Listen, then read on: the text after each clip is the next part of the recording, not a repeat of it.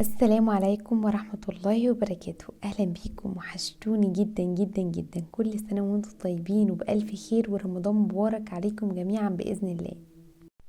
ما ينفعش رمضان يعدي إلا لما لازم نعمل قطايف، سواء نشتريها من بره أو نعملها في البيت.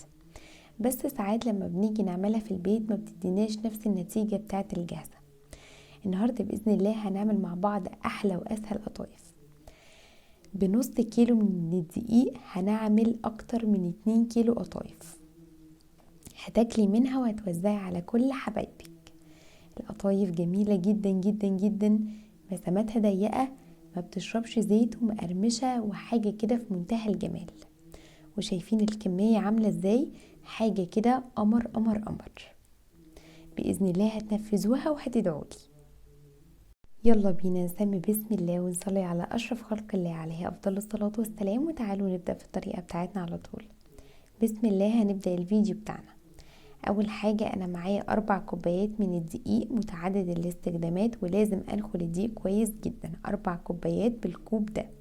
خلاص 4 كوبايات. لو أنا عملته قدامكم 3 أنا حطيت كوب زيادة. خلاص. ومعايا هنا ربع كوباية من دقيق السميد بتاع البسبوسة، يكون سايب من عند العطار. ومعايا معلقتين كبار من السكر، معلقة كبيرة من الخميرة الفورية، ذرة بسيطة جدا من الملح، ومعلقة كبيرة من النشا. احنا عملنا مع بعض قبل كده القطايف، بس عملناها بدون دقيق سميد، ولكن بتاعة النهاردة هنعملها بدقيق السميد، وهقول لكم النتيجة في الآخر.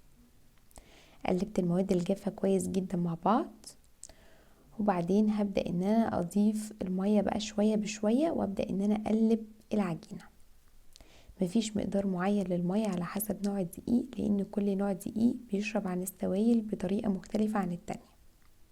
في نوع دقيق بيشرب السوائل وفي دقيق لا. اهم حاجة نصفي خليط العجين حتى لو احنا متأكدين ان احنا مقلبينه، عشان بيكون فيه برضو تكتلات. هيبقى معانا بالقوام اللي حضراتكم شايفينه ده. القوام مش بيكون تقيل ومش بيكون خفيف، يعني بيبقى اخف من عجينة الكريب بشوية. وبعدين بسيب العجينة دي ترتاح لمدة ربع ساعة قبل ما ابدأ ان انا اشتغل فيها. معايا طاسة مش مدهونة اي مادة دهنية خالص، ببدأ ان انا اسخنها كويس ودرجة الحرارة بتكون متوسطة. ببدأ ان انا احط فيها كمية العجينة على حسب حجم القطيفية اللي احنا عايزينها. اول ما نبدأ ان احنا نلاقي فقاقيع كده من على الوش، نبدأ ان احنا نشيلها على طول، بتكون استوت. ما نستناش عليها اكتر من كده عشان ما تتحرقش. وهنعمل كل الكمية بنفس الشكل دوت. واهم حاجة ان احنا نطلعها على فوطة عشان تفضل طرية. الثقوب بتاعتها منتظمة جدا، اهم حاجة ان الثقوب تكون منتظمة عشان ما تشربش معانا زيت، والمسامات بتاعتها تكون واسعة. وهنعمل كل الكمية بالشكل دوت. شايفين ما شاء الله اللون بتاعها حلو جدا، ده نتيجة السكر اللي احنا ضايفينه. بالنسبة بقى للفرق بين اللي بالسميد وبدون سميد، الاتنين نفس النتيجة. لو رجعتوا الفيديو اللي قبل ده، نفس النتيجة بالظبط، سواء دي او دي، بنفس الشكل ونفس الطعم ونفس الطراوة بتاعة العجينة. شايفين ما شاء الله واخدة لون حلو جدا جدا. الكمية حلوة جدا، الكمية مش صغيرة، الكمية كبيرة جدا. يعني من نص كيلو دقيق طلعنا اكتر من 2 كيلو قطايف.